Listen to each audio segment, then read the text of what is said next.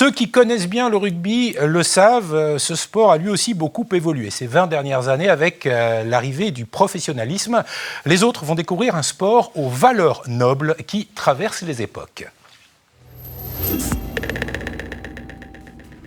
Affrontement, respect, partage, sans oublier la traditionnelle troisième mi-temps. Mais comment l'esprit du rugby survit-il malgré les assauts d'intérêts économiques de plus en plus dominants?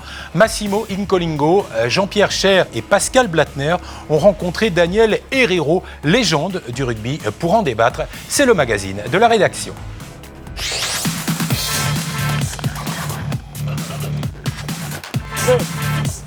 Oui.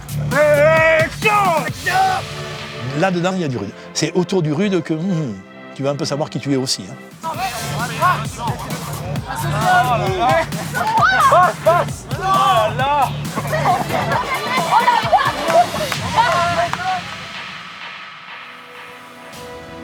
Il en a vu tourner des ballons. Le monde de l'Ovalie se laisse compter avec bonheur dans la bouche de Daniel Herrero, ancienne star du rugby français jusque dans les années 90. Également écrivain et chroniqueur, le rugby pur et dur coule dans les veines de l'homme au bandeau rouge. Ce jeu-là reste sublime dans la qualité d'affrontement des hommes. Il reste sublime dans le respect de l'adversaire. Il reste sublime dans le respect du dirigeant du jeu qu'on appelle l'arbitre. Il reste sublime dans, le goût des autres. Le goût des autres, oui, mais le goût de l'argent aussi. Ces 20 dernières années, le rugby s'est professionnalisé, les salaires ont pris l'ascenseur, les joueurs sont devenus surpuissants, le commercial et le mercantile ont investi le rugby. Mais comment un sport sous-tendu par des valeurs aussi fortes que respect, partage, solidarité peut-il résister à autant d'attaques frontales ? Ça mène quelques troubles, quelques angoisses. L'historique angoisse des hommes, tu vois, c'est la cupidité. Est-ce que le jour où tu auras les poches trop pleines, tu continueras à courir vite ?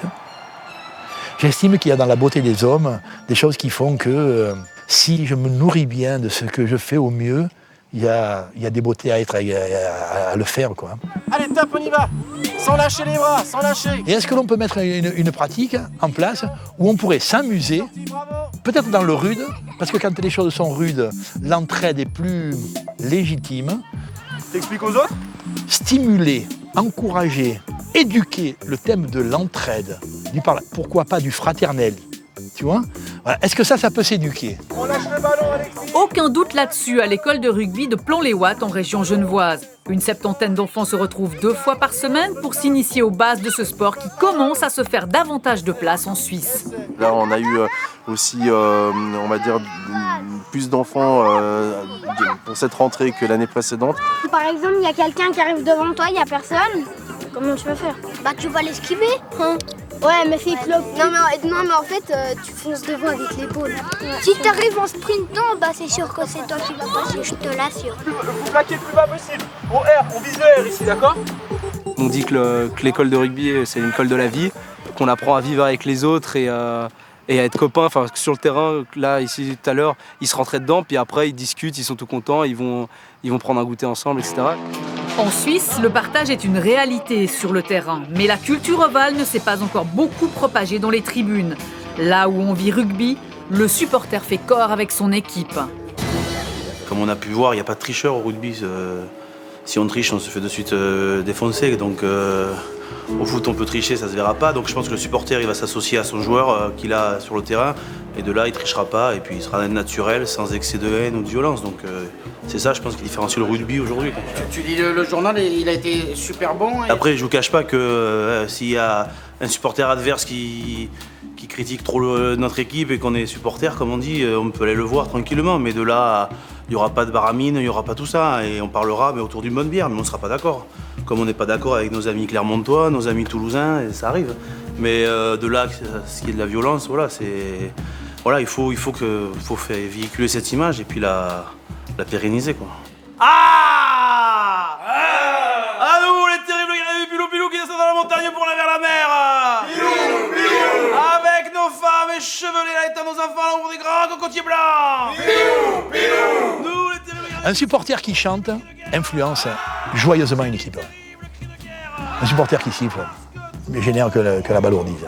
Le rugby peut être une métaphore recevable tu vois, dans la compréhension du vivre ensemble, je dirais. Il a mis en préoccupation dans la construction de ce jeu-là, avec ces quelques règles de base que je t'ai dit tout à l'heure, plus une qu'on a oublié de parler mais qui est majeure, qui est la règle de la troisième mi-temps, c'est-à-dire la règle de la gap, la règle du plaisir collectif derrière l'affrontement, quoi.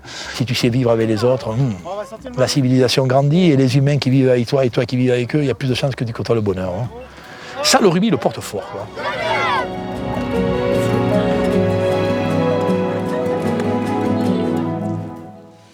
Laurent Bastardeau et Gérald Métro m'ont joint sur ce plateau, signe qu'il va être question d'ici quelques instants de hockey sur glace, même si, mon cher Laurent, vous avez très attentif à ce sujet rugby.